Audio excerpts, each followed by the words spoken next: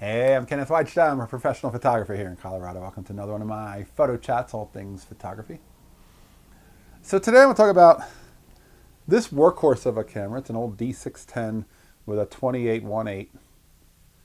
And I took this recently. A friend of mine had an extra ticket to the Circus.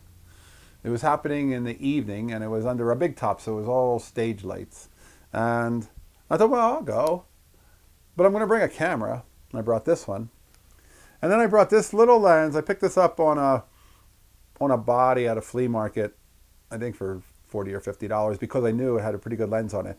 The lens was a 70 to 210 f4 fixed aperture lens. It's not a 2.8, but it's also not as big as a 2.8, and it lives in my cup holder in my car. And so I said, well, I'll just bring these two. And I have a coat on. It was a little chilly that night, so I put this lens in my pocket occasionally, and then I would pop this lens on. And that was it. I brought two lenses. And I thought I can do anything with those two. I've often done a lot with a 28 on one camera and a 105 2.8 on the other one. But I only brought one body at this time, so I'm like, well, I'll just keep the 28 in my pocket when I'm shooting the long lens. And then I'll pop the 28 on. The 70 to 210 will fit in my pocket. And it did. And somebody would say, well, those aren't the best ones to bring. I didn't want to bring really heavy 7200 2.8. I didn't really want to feel like I was working the whole time. But I did want to walk around a little bit. I did want to try some things. And I did want to walk up to the stage, and I did. And I made a gallery. And then I sent it to the company. And I said, you know, I won't charge you a session fee, but I will charge you a licensing fee if there's any you can use. And I'll wait to hear from them. I haven't heard back from them yet. I just send it to them, and they may not at all. They may go, we just get plenty of pictures from people sent in, and they're not terribly good. These are, but they may not need great. They may just need good enough and free.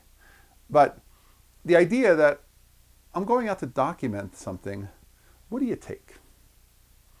I do like using a 16 to 35 super wide zoom, and then that 105 for a lot of corporate work, because I often want to photograph people in a setting like a conference or an event.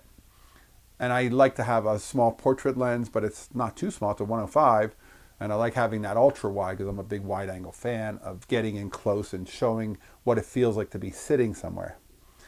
But the 28 and then the 70 to 210, this is an old D lens with an aperture ring. This isn't the fastest lens, but again, it was inexpensive, it's small, and it fits in my cup holder, so I know I always have it with me. And you've also heard me talk about the 70 to 300 f4 to 5.6 variable aperture that I have in my car. That I use a lot for protests and other things that I stumble on, car accidents, but that's completely different because that's great for an outdoor shoot. 4 to 5.6 variable is good for if you're going to be shooting in bright light, but if I'm shooting inside in stage light, f4 is probably the minimum of what I want. I wouldn't mind having the 2.8, but I don't want to carry the weight, and I don't want to have the size of the lens because I want to be able to be a part of the show and not just working it the whole time.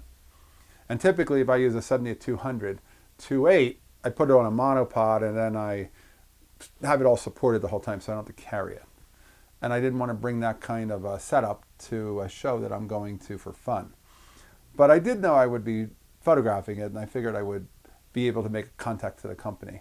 And it's a small circus company. It's just one tent, no animals, all acrobats and comedy and things that are more physical than animal shows. And it was a treat, and it was fun. And like I said, it was something I can make a gallery up. I'll put a link to it in the show notes if you want to see some of them.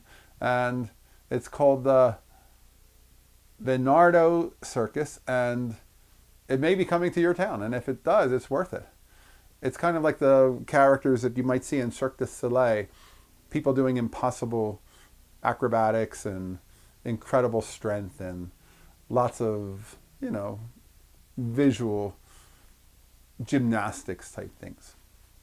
And a little bit of fun, a little bit of comedy, a little bit of juggling, that kind of stuff. So, get to the circus.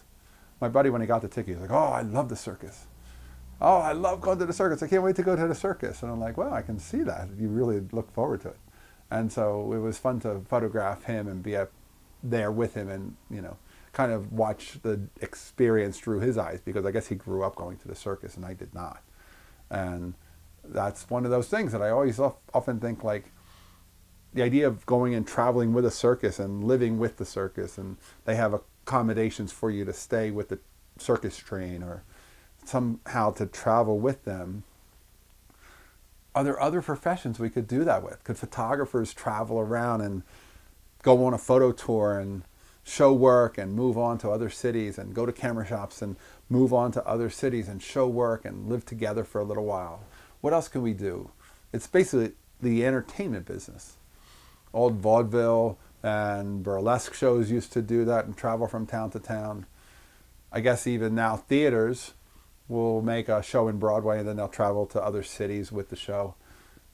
But we could do it as photographers, possibly. Maybe. I don't know.